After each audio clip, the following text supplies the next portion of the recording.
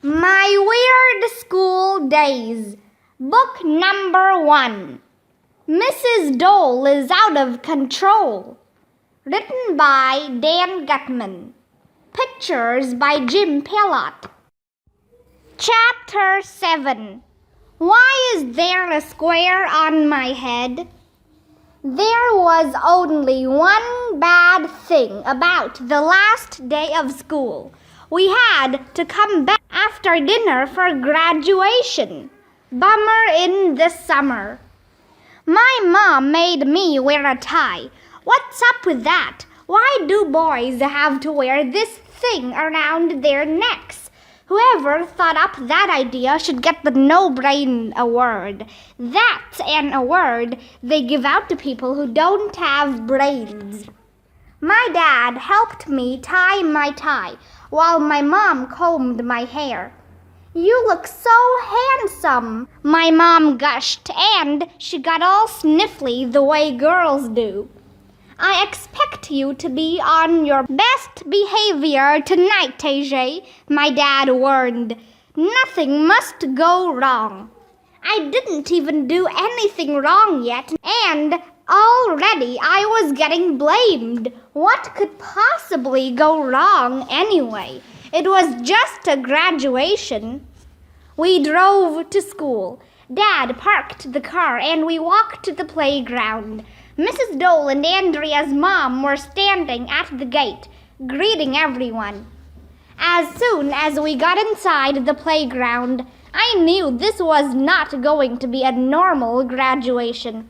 There was a big stage set up with lights and a long banner that said, "Congratulations, graduates." Balloons were all over the place, and behind the stage was something really weird, a petting zoo with goats and chickens and bales of hay. Is all this really necessary? My mom asked Mrs. Dole. With all due respect, what does a petting zoo have to do with graduating? It represents the diversity of life on our fragile planet, Mrs. Dole replied. As they grow up, children need to respect our animal friends.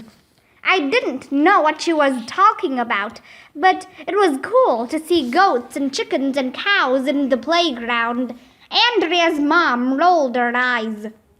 The teachers were sitting in the front row. I waved hello to Miss Hannah, Mr. Docker, Mrs. Rupee, Miss Moll, Miss Coco, and all the others. Some of them were already sniffly and blowing their noses in tissues.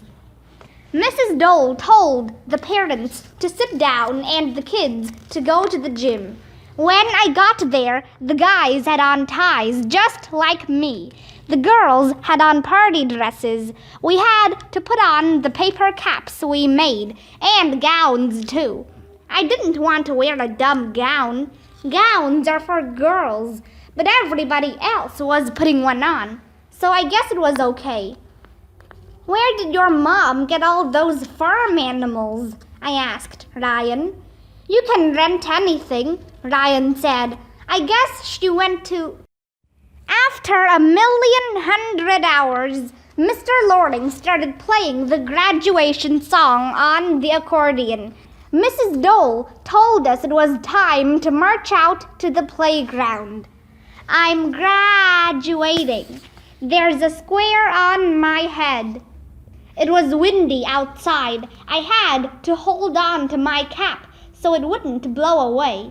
As we marched into the playground, our parents started clapping and taking pictures like we were movie stars. I sat between Michael and Ryan.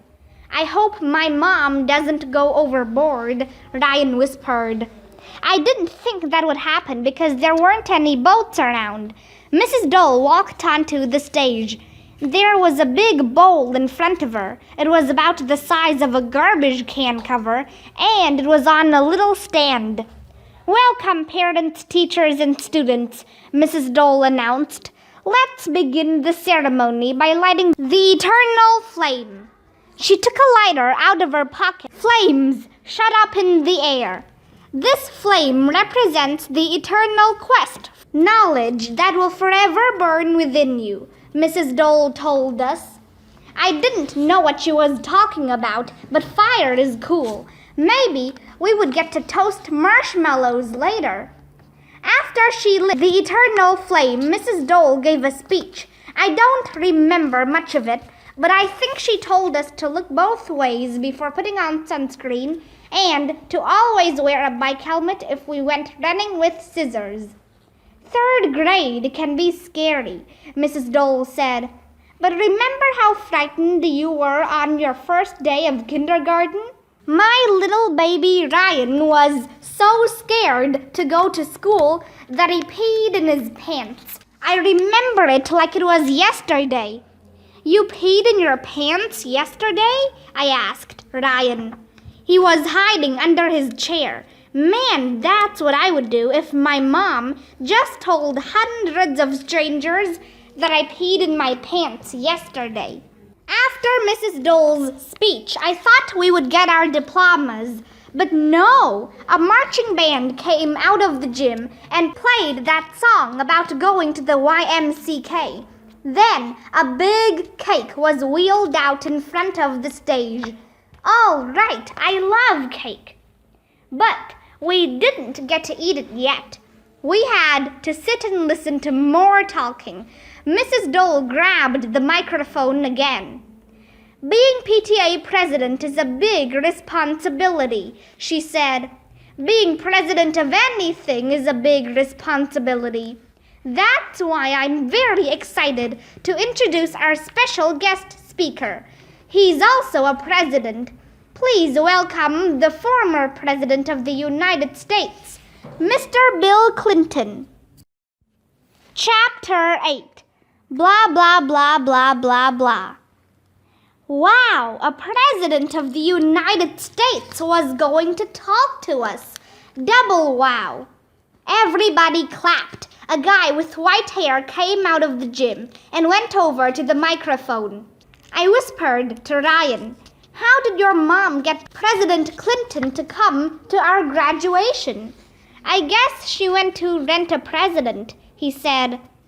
Everybody finished clapping, and President Clinton started to speak. I didn't catch every word he said, but it went something like this. Blah, blah, blah, blah, blah, blah, blah, blah, blah, blah, blah, blah, blah, blah, blah. Blah, blah, blah, blah, blah, blah, blah, blah, blah, blah, blah, blah, blah. This is so boring. Blah, blah, blah, blah, blah, blah, blah, blah, blah, blah. Is he almost done? Blah, blah, blah, blah, blah, blah, blah, blah. He can't go on much longer. Blah, blah, blah, blah, blah, blah, blah, blah, blah, blah. I think he's almost finished. Blah, blah, blah, blah, blah, blah, blah. I think I'm gonna die. Blah, blah, blah, blah, blah, blah, blah, blah, blah. Man, that guy sure can talk. President Clinton went on for about 1,100,000 hours. Everybody clapped really loud at the end because we were so glad he was finished. I figured we were going to get our diplomas and eat cake next, but we didn't. Mrs. Dole got back up on stage and stood next to President Lincoln. "And now, ladies and gentlemen," she said, "I would like to introduce another surprise guest. Please direct your attention over your heads." We all looked up. I didn't see anything at first, but then I saw it. There was a helicopter hovering up there. It was coming down right over us.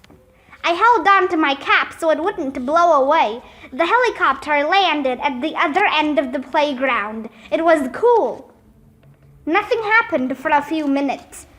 Then this weird purple smoke started pouring out from under the stage. The sounds of drums pounded out of the speakers. Laser beams shot all over the place.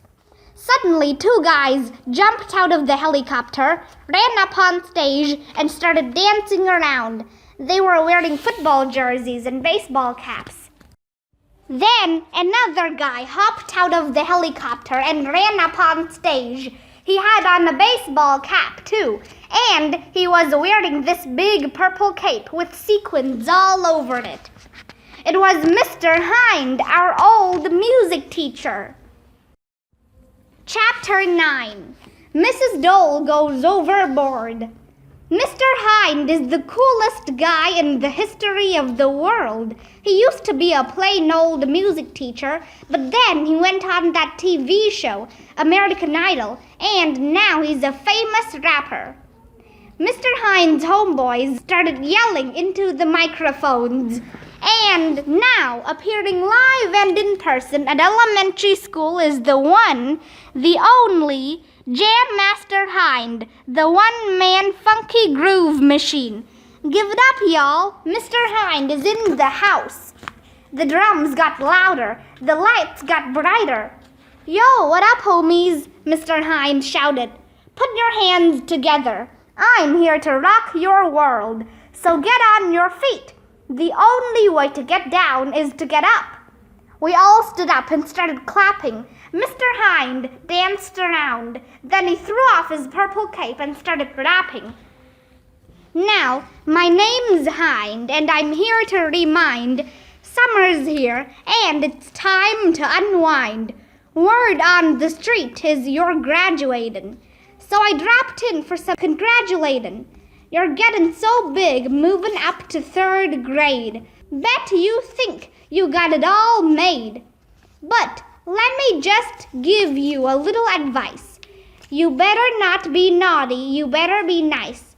You better brush your teeth, and here's the real deal. You better wash your hands before you eat a meal. You better clean your room, and you better be kind. Don't stare at the sun unless you want to go blind. Better mind your manners and stay out of danger. Don't tease your brother or take candy from a stranger. Early to bed and early to rise. Don't touch the paint until it dries. Sticks and stones may break your bones, but not like killer robot clones. Now, here's what I'm really trying to rap, while you sit there in your gown and cap. Some days you'll feel sad, some days you'll feel happy. Some nights you'll feel mad, some nights you'll feel crappy. But I ain't jivin' and I ain't jestin'. That's just what makes life interesting. Anyway, that's what I got to say on this, your graduation day. You kids are cool, you're in the groove. So now it's time to bust a move. Everybody was going crazy. One of the guys in the marching band gave President Clinton a saxophone, and he started playing it. Mr. Hind danced around and drummed on Mr. Klutz's head like it was a bongo. Mr. Hind is out of his mind. Finally, Mr. Hind and President Clinton climbed into the helicopter and flew away. That had to be the end of it. We were sure to get our diplomas and cake now. But no! Mrs. Dole raised her arm, and 1,100,000 white doves went flying up in the air. It was amazing. I was glad I had a square on my head just in case one of those doves pooped. Mrs. Dole is out of control. Where did all those doves come from? I asked Ryan. Rent a dove, he said. After the doves were gone, Mrs. Dole raised her arm again, and a rocket went flying up in the air over the school. It exploded in 1,100,000 directions, and the next thing we knew, the sky was filled with fireworks. It was cool. Where did your mom get the rent-a-fireworks? Said Ryan. At the end of the fireworks show, we heard this huge roar up in the sky. I thought it was a hurricane or something, but then 6 jet planes zoomed right over our school in formation. It was awesome. I had to hold on to my cap so it wouldn't fly off my head. Where did your mom rent a Blue Angels flyover? Ryan said. See, I told you my mom goes overboard. I didn't know what he was talking about. His mom didn't fall out of a boat or anything. But it didn't matter because after the jet planes flew away, Mr. Klutz got up on stage to make a speech. Second graders, he said, Life is about challenges. Early in the school year, I challenged you to read 1,000,000 pages, and you did it. So I had to dress up in a girdle suit. Next, I challenged you to do 1,000,000 math problems, and you did it.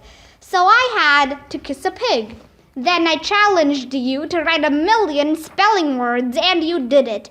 So I had to pogo stick down Main Street in a turkey costume. Finally, I challenged you to get the highest reading score in the county, and you did it.